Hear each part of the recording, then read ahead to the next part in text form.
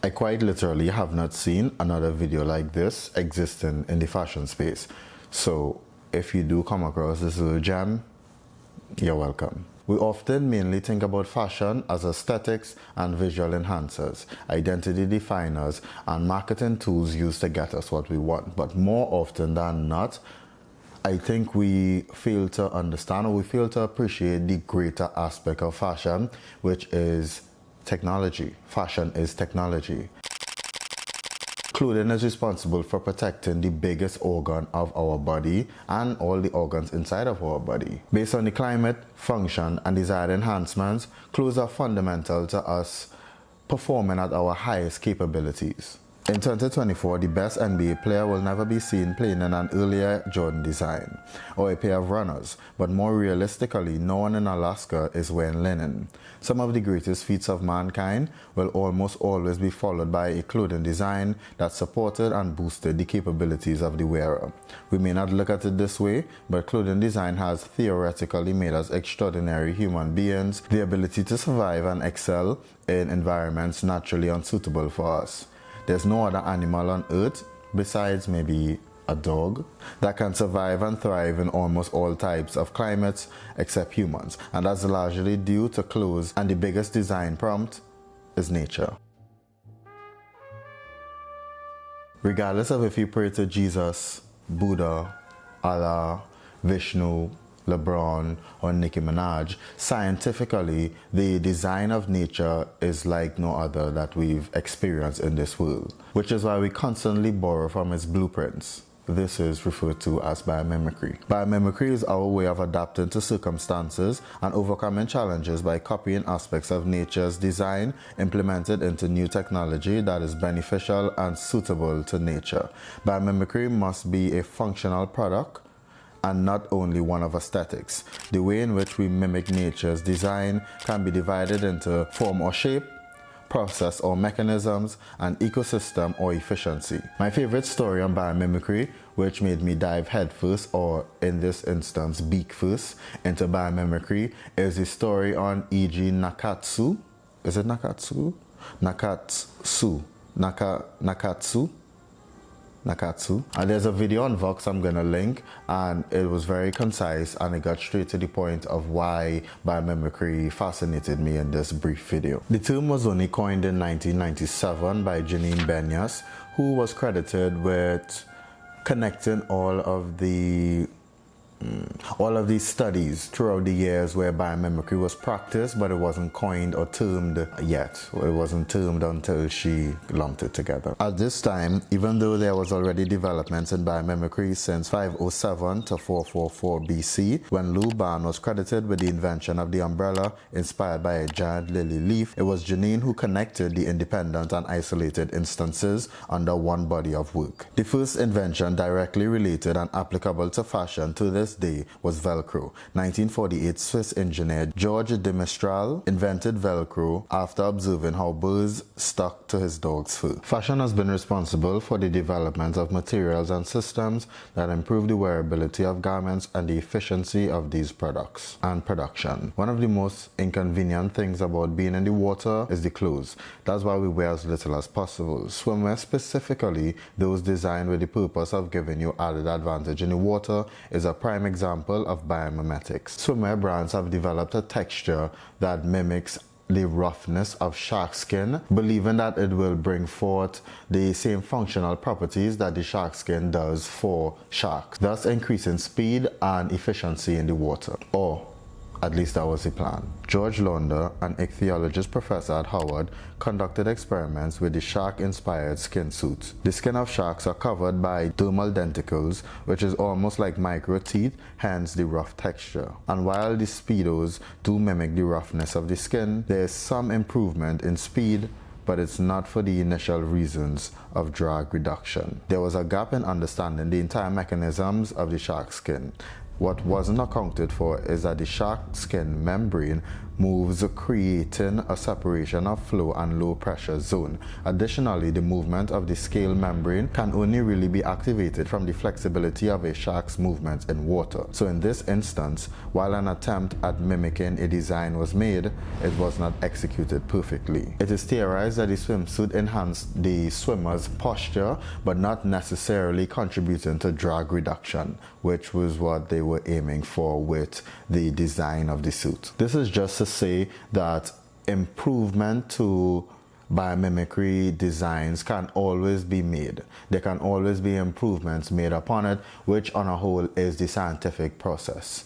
So it's not to discourage any developments that is made, but it's just to understand that sometimes the intention of the design, you can get a similar outcome, but it's not particularly for the reason that you theorize and that you suspected. And this is not to miss the point that these swimsuits were in fact very beneficial to swimmers, specifically the brand Speedo in the 2008 Olympics, particularly the LZR racer. I'm not too familiar with it. I saw pictures of it, but I'm not really a swimming fan like that. Let's look at another example. Water resistant and water repellent material has been more in rotation for almost 7 years at this point, building a popularity around the era in which tech wear was at its peak, then followed by utilitarian wear, and now still maintaining relevance in gorpcore. Water resistant fabrics are here to stay, and understandably so. I think just the idea of it is very appealing and fascinating to us as humans. Just the ability to be outdoor, particularly in the rain, to not be hampered by the climate around you, to stay dry inside and still be stylish as well. Water repellent material is another product of biomimicry called the lotus effect. Drawing inspiration from the lotus leaf properties, it mimics the way the material is built and woven to repel moisture and to encourage self-cleaning. Science class for dummies, how it works is a process called hydrophobics. Sliding is easier when sliding resistance is less, meaning that when there are more protrusions on the fabric or the surface level, it is easier for water molecules to glide on top of the protrusions because it holds up the internal tension, what do you call it? Hold on. What do they call that? What do they call that? When the protrusions are small enough, it maintains the surface tension of water, hence helping it glide off of the surface or something like that. You didn't come here for science. I'm sorry. But essentially, if these are like the protrusions are sticking out of any surface or fabric, and this is like the water molecule, it can't fit, you know, so it slides off. This is not science class. I'm sorry. Water resistance. Just the idea of silk alone can warrant a 4-hour-long video. Pound for pound, spider silk is stronger than steel while being 1/6 of its density and tougher than Kevlar. We're talking about a super substance here, practically the John Jones of materials. Spider silk, listen to me, spider silk might be magical, and in the same envelope that has the world's greatest treasures. Through trial and error, scientists were able to make proteins even longer than the average spider silk, finally producing synthetic spider silk. Sneakers, watch straps, aviation, surgical thread, and bandages. The designer that inspired this entire deep dive into biomimicry is Iris van Herpen. Iris van Herpen. And that's because Iris van Herpen has a very celestial, gaudy approach to her designs. In learning about her a bit more, I discovered that she was very influenced by nature, that she would sit in her family park or family backyard or something like that. But she paid a lot of attention specifically to birds. And in doing a bit of reading about her, I've heard the whispers of biomimicry in her interviews. So I started to deep dive into her work. Unfortunately, I didn't find anything that really spoke biomimicry to me. I think if there's a disconnect here, please point me to the ways in which she incorporated biomimicry on a functional side to her designs, I would love to know. But whereas I have observed right now, I haven't seen anything that really points directly one-on-one to these are developments and these were exercises in the name of biomimicry. I think I'll have to do an entirely separate video just talking about how she approaches design, because it's still one worthy of conversation and highlighting and acknowledgement. Like, you can barely call some of her designs clothing, you can call them more like sculptures. It's something that like Bjork would wear on stage, or I don't know, Lady Gaga, or even like maybe Doja Cat if she wasn't, you know. One of her goals in design, according to her, is to merge fashion and sculpting, making fashion even truer and closer to the raw nature that is art. She believes it to be symbiotic. By no surprise, biomimetics is a constant catalyst in Iris' design. Growing up in the Netherlands near a bird sanctuary, she recalls spending hours observing and admiring nature, acknowledging the beauty and intelligence of the systems we try to control. Even in my personal life, sometimes I find myself gaining a deeper appreciation to structures I would have taken for granted. The sturdiness yet flexibility of trees, to be able to move, bend and twist with strong winds but maintain their integrity.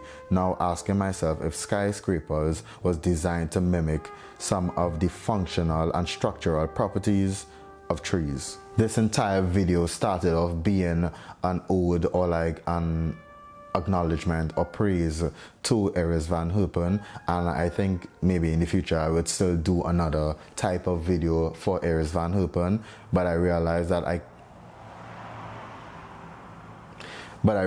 I kind of wanted to keep this solely on talking about just like the basics of biomimicry and as it pertains to fashion. And also I was having a difficult time, as I mentioned earlier, finding where she would have implemented certain techniques into let's say her weaving, or like some of her structures, or even some of her sculptures and her design process. Though the visuals themselves are ethereal and draws from flora and fauna, there must be another layer of practicality in aspects of form, function and operation that I did not find enough to justify placing it under biomimicry. If this information is out and I missed it, as I said once again, please refer it to me. The closest I got to was her work with 3D, which in of itself I guess borrows the operations from animal and plant life, as well as I'm aware she opened her own house for development and production of her own materials. What I did find out, though interesting enough, Stella McCartney as of 2017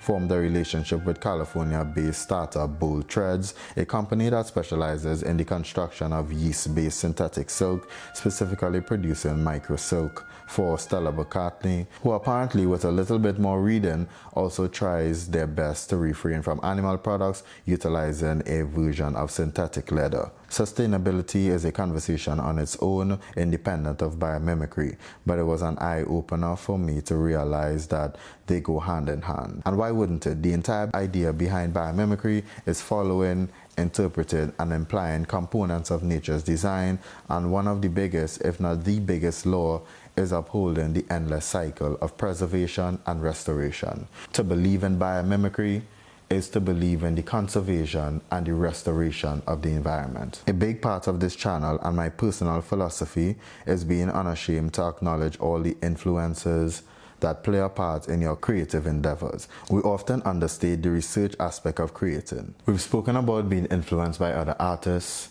We've spoken about being influenced by colors, inanimate objects, music, design, architecture. We've spoken about being influenced by philosophy and psychology and other non-physical art forms. But now we talk about nature and the influence of nature on design. The best, the first, and will always be the greatest designer. This has been another video by Nighttime Studios. Thank you for watching.